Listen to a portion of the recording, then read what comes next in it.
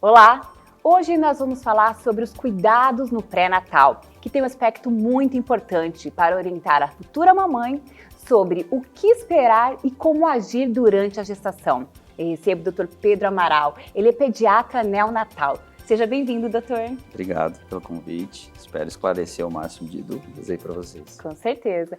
Doutor Pedro, muitas mulheres são surpreendidas com a notícia da gravidez.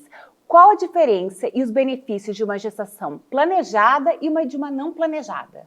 Olha, sem sombra de dúvidas, tudo na vida planejada acaba correndo de uma maneira mais efetiva, né? Então a surpresa de uma gestação, desde o início dessa novidade, é importante já iniciar os segmentos de pré-natal. A gente sabe que quanto antes essa mãe tem um acesso a um atendimento de qualidade, a chance de intercorrências tanto na gestação quanto para o bebê é muito maior e vai fluir de maneira mais contínua, a família tendo esse apoio médico desde o início, sem sombra de dúvida. E isso faz parte do planejamento familiar, né? E tem assim um tempo, tipo um ano antes da gravidez, já fazer uma bateria de exames? Olha, é importante sempre a mulher em idade fértil ter esse segmento médico, né? Isso, a parte do atendimento ao ginecologista, fazer esse segmento de doenças prévias à gestação. Então, em média, esse planejamento tende a focar nesse ano anterior ao início da gestação. O acompanhamento pré-natal pode prevenir que tipo de doenças? Sem sombra de dúvida, o atendimento hoje pré-natal, e a gente até já trabalha com o pré-natal pediátrico, que é o pré-natal do bebê de maneira específica, a partir de 30 semanas, né? A gente trabalha com os problemas que podem vir a acontecer. Então, se a mulher, por exemplo, já tem uma hipertensão, ela vai ter um segmento diferenciado. Se ela já é uma diabética, ela vai ter o segmento diferenciado.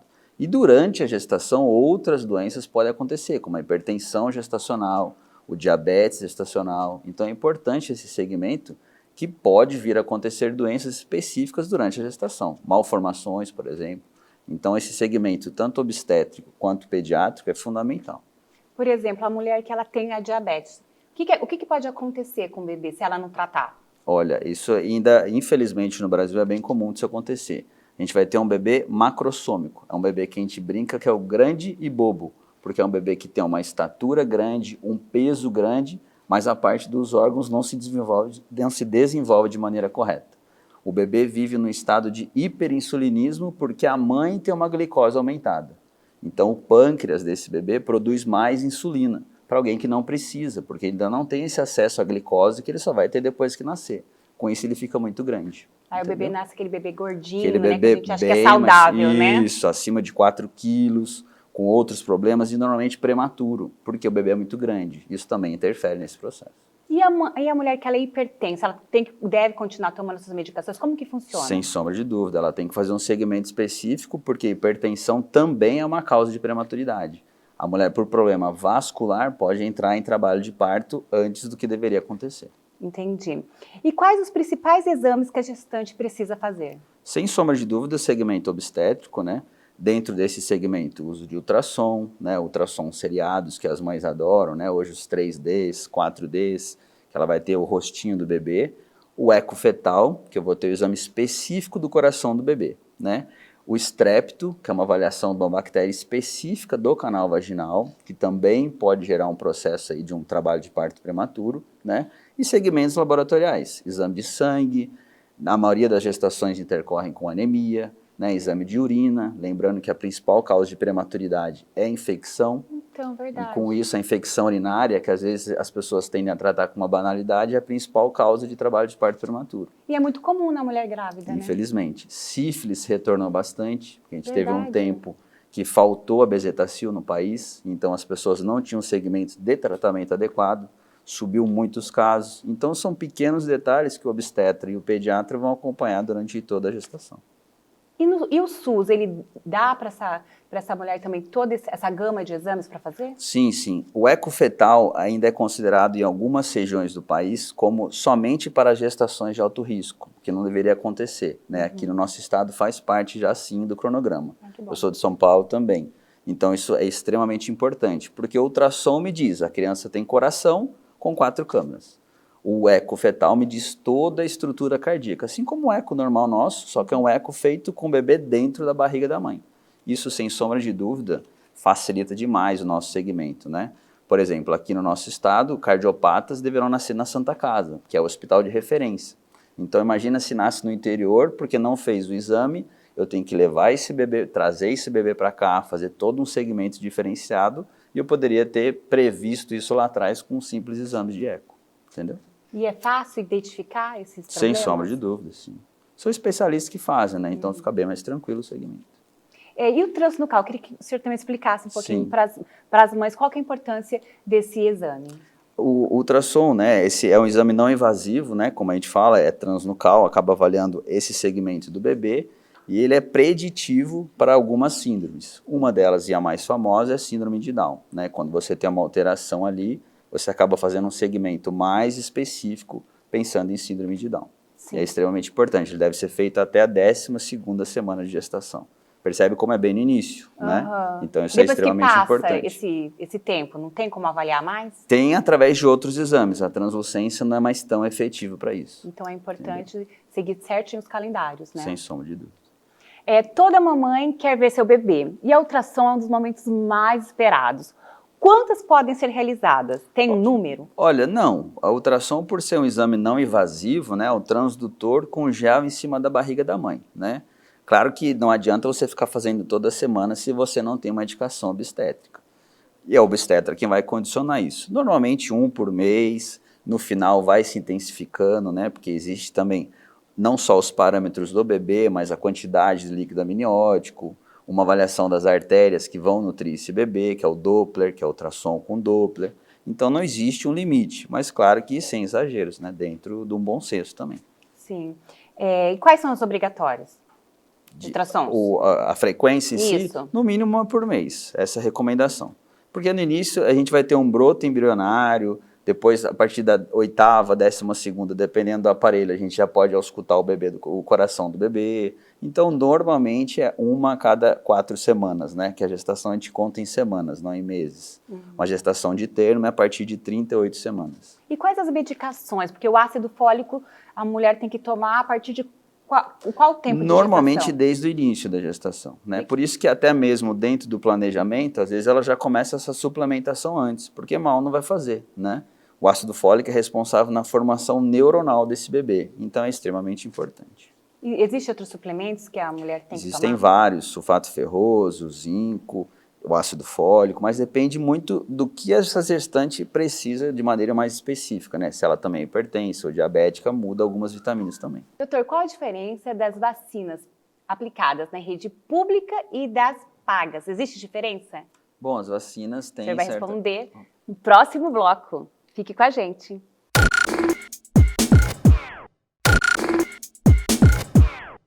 Voltamos com o nosso entrevistado, o Dr. Pedro Amaral, ele que é pediatra neonatal. Nesse segundo bloco, vamos falar sobre quais os exames e vacinas são fundamentais para a saúde do bebê nos primeiros meses de vida. Dr. Pedro, ninguém gosta de ver o bebê levando picadinhas e injeções, mas essas são do bem. E por um motivo importante, alguns exames feitos logo na maternidade podem evitar o desenvolvimento de doenças graves, se não forem tratadas logo. É isso, doutor? Isso mesmo. Desde o nascimento, né, o bebê, logo após o nascimento, ele tem uma primeira avaliação de exame físico, né? Hoje a gente sabe que é obrigatória a presença do pediatra na sala de parto. Então esse já é o primeiro ponto que a gente vai ter essa avaliação de exame físico, né? O tempo de internação, mesmo em tempo de Covid, não mudou. A criança deve permanecer no mínimo 48 horas, desculpa, dentro do hospital. Por quê? Ela vai passar por algumas avaliações. Dos testes, né? Alguns testes são feitos pelo próprio pediatra ou pela equipe médica, ou por equipe até mesmo da enfermagem, né? Então, quais são os 3 principais testes que ele vai fazer ali? O teste da linguinha, que é uma avaliação do frênulo da língua do bebê. Nisso, normalmente é o pediatra ou a fono que vai fazer essa avaliação, avaliando também a pega do aleitamento materno, né? O posicionamento da boca do bebê na mama da mãe. Esse é o primeiro teste. O teste da orelhinha, que é o emissões otoacústicas, né? Que vai usar um aparelho para aferir de maneira efetiva qual o grau de resposta específica a uma onda sonora no ouvido do bebê. É um exame não invasivo, é como se fosse um fone de ouvido na orelha do bebê, né? Claro que bebês prematuros ou bebês com outras intercorrências, a gente espera um pouco para fazer esse teste de maneira mais específica, né? Então é feito acompanhado da mãe e tudo isso. E o teste do coraçãozinho. E aí vem principalmente essa questão das doenças graves, né?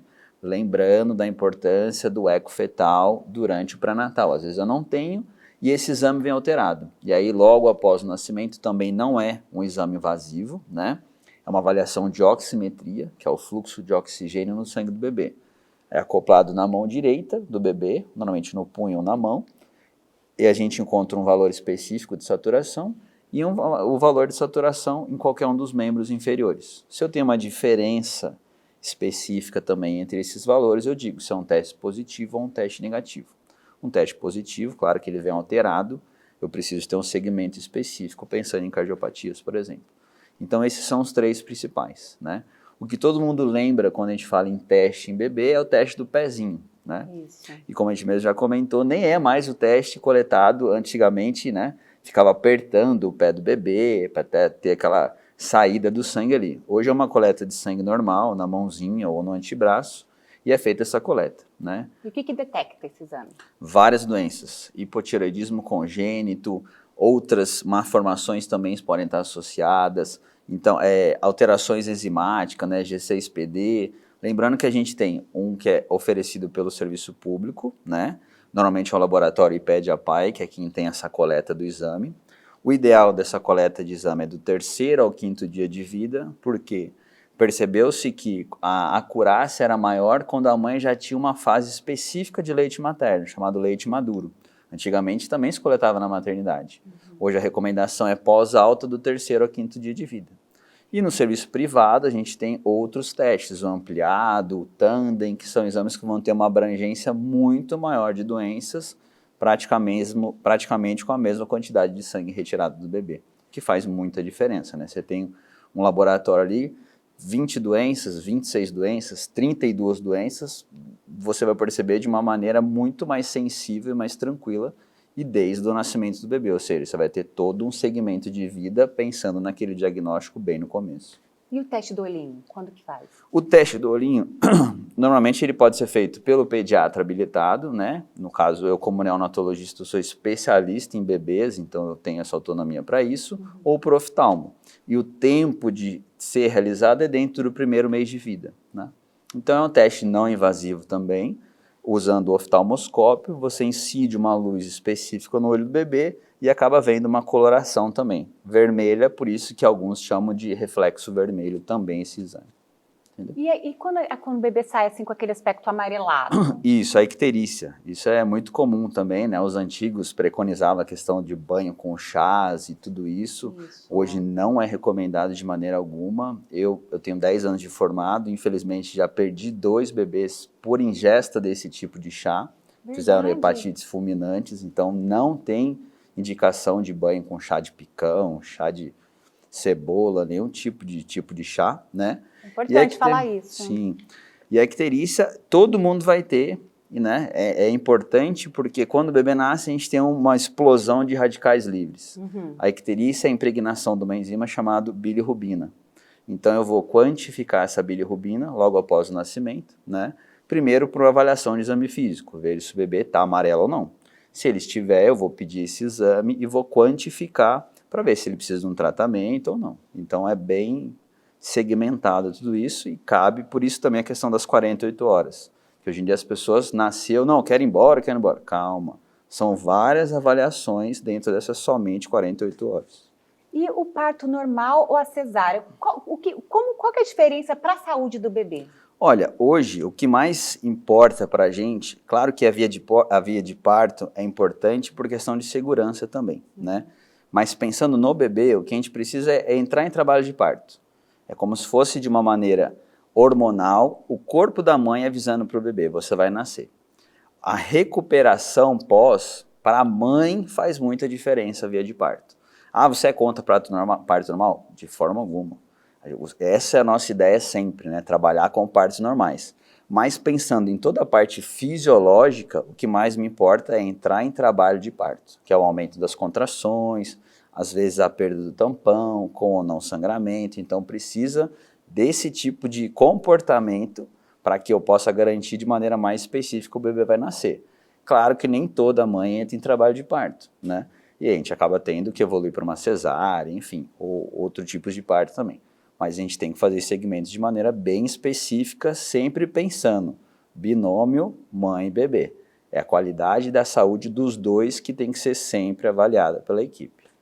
Hoje mudou muito, né? Uma criança que nasce prematura, né? Hoje, o que mudou na medicina para atender esses pequenos bebês aí que nascem? Sim, sem sombra de dúvida, nos últimos 15 anos, né, que teve a questão da formulação do surfactante, né, que é uma enzima específica pulmonar, a sobrevida dos bebês cada vez menores e mais recentes, né?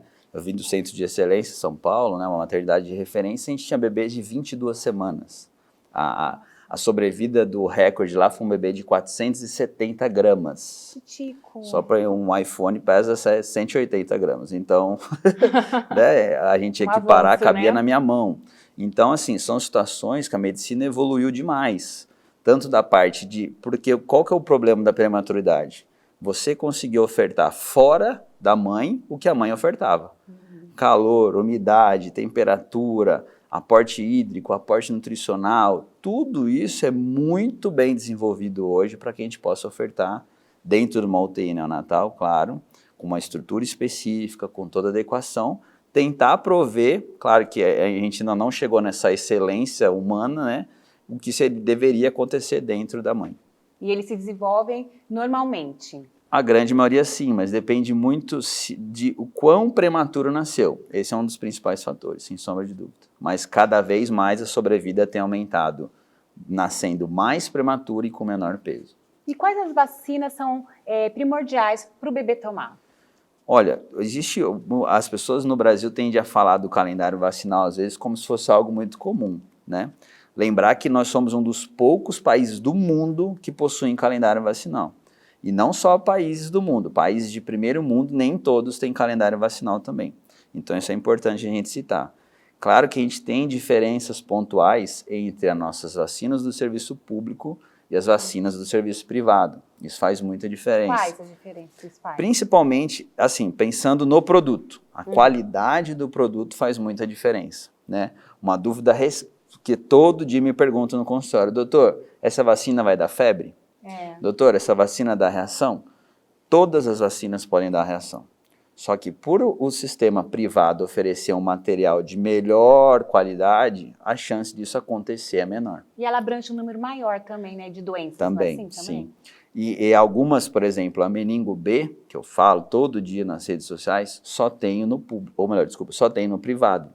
E essa é a principal forma de meningite no Brasil. Né? Verdade. Sim, infelizmente. É aquela que todo mundo lembra da surdez, do retardo mental, da amputação de membros, né? Eu até brinco no meu Instagram, menos iPhone, mais vacinas. Porque as pessoas só vão entender agora o que a gente está querendo para o Covid, né? Vacina para todo mundo, vacina o tempo todo mundo investiga e fala sobre marcas e tudo. E o nosso calendário foi deixado de lado. Infelizmente, já tem estudos dizendo que as outras doenças vão aumentar muito mais. Porque as pessoas deixaram de vacinar, né? Ou por restrição de estar em casa, enfim, da doença em si que a pandemia providenciou, né? Mas as pessoas deixaram de vacinar. Então a qualidade das vacinas fazem bastante diferença, tanto na parte de resposta inflamatória, dor local, desconforto do bebê, até mesmo a existência de febre ou não, né? E o grupo de doenças que eu estou pegando. Então isso também faz muita diferença, sem sombra de dúvida. Eu queria que o senhor esclarecesse que tem muitas mães que teve uma campanha nas redes sociais que vacina faz mal, né? Isso não existe, né, doutor? Isso não existe. Até na década de 90, né, teve o grande boom, que foi a associação, infelizmente, por um charlatão americano. E assim, eu até participei no evento internacional, a minha palestra foi sobre movimentos anti-vacina, né? De maneira muito pontual, que associava a vacina do rotavírus ao autismo. Muitas pessoas acreditaram aquilo ali. E depois foram ver, ele foi expulso, ele perdeu o credenciamento dele como médico e tinha todo o envolvimento com a indústria farmacêutica do medicamento do autismo que ele estava recebendo. Quer dizer, o tamanho da irresponsabilidade, né? Vacina nenhuma gera doença. Isso é extremamente importante. Ah, mas eu tomei vacina da gripe e fiquei gripado, porque você tomou na época do ano que você normalmente ficaria gripado, né? Você toma cepas específicas, você não toma o bicho ali que pode te causar a doença. Você toma ou um pedaço do bicho, ou o bicho inativo, ou uma cepa para o seu corpo gerar o anticorpo. Ou você já toma um anticorpo pronto, quer dizer, não existe a possibilidade de você tomar vacina de meningite e você ter meningite. Muito pelo contrário, você tem que ter essa proteção, né? E desde bebê, o bebê nasce imunologicamente zerado. Então ele nasce e já toma 2 vacinas, BCG, que é a da marquinha do braço, e hepatite B. Segundo mês, outra, terceiro mês, quarto, 90% das vacinas ele vai receber até 1 ano e 3 meses. Então eu falo para as mães, é um investimento pontual. Não adianta eu deixar para o ano seguinte, porque eu já corri todo o risco do bebê ter a doença. Então, se possível, invistam em vacina, isso faz muita diferença na qualidade de vida, né? Até mesmo as pessoas perguntam, qual vai ser a altura do meu filho? Isso também faz parte. Antigamente a gente só fazia uma conta e falava, é tanto. Hoje a gente sabe que vacina, aleitamento, estado nutricional e atividade física é tão importante quanto essa conta. Então olha que ponto chega, né? Quando a pessoa que inventou a vacina, quase 200 anos atrás, foi um dos marcos assim, a população nunca viveu tanto com um achado científico, com uma descoberta científica como as vacinas. Então faz muita diferença, sem sombra de dúvida. Você falou de aleitamento materno. Eu gostaria que o senhor falasse a importância do aleitamento materno para o bebê. Sem sombra de dúvida, até o 6º mês de vida, a única coisa que o bebê precisa é do leite materno. Nada de chá. Não, nada de chá, nada de fórmula sem prescrição do pediatra, que isso infelizmente é muito comum. Nem água a gente precisa dar. Por quê? Ao longo do dia, toda a concentração do leite materno muda. Chegando a alguns momentos, ele tem 70% de água. Então eu não preciso suplementar.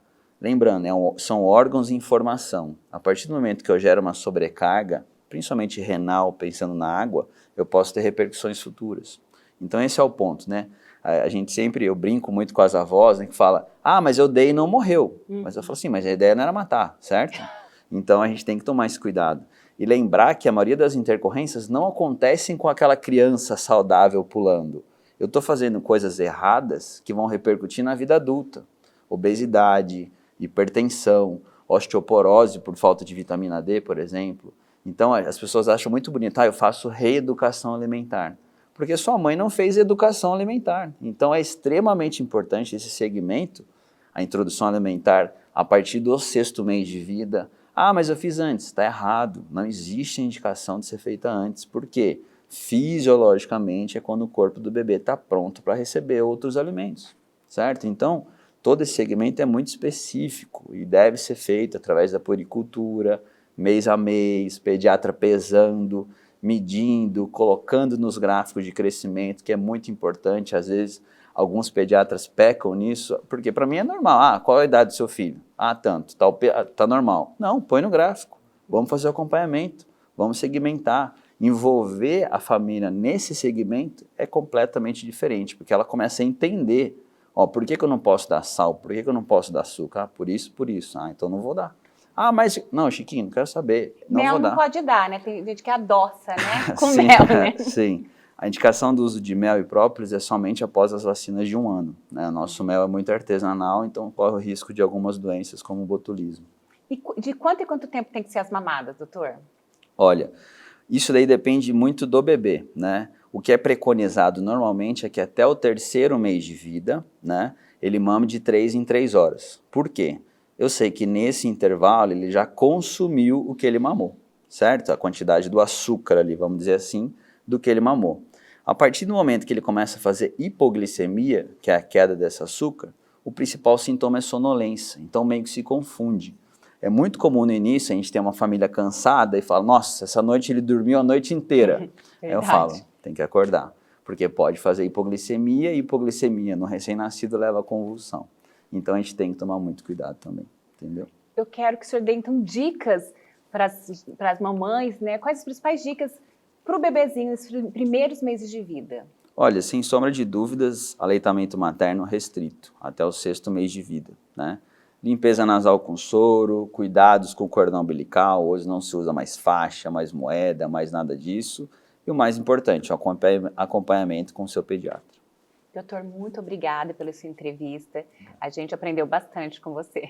Obrigado, muito obrigado. Quem quiser me seguir aí no Instagram, meu Instagram é @neopedroamaral. Tem bastante dica, tem bastante vídeo lá, tem um IGTV com bastante coisa. Eu abro para perguntas durante a semana, respondo mais de 200 perguntas lá, é bem legal. Então fique ligado na rede social do Dr. Pedro Amaral. O Saúde em Foco fica por aqui, continue assistindo a nossa programação e acompanhe também as nossas mídias sociais. Você pode ainda enviar sugestões de temas pelo e-mail producaltv@l.ms.gov.br. Até o próximo programa!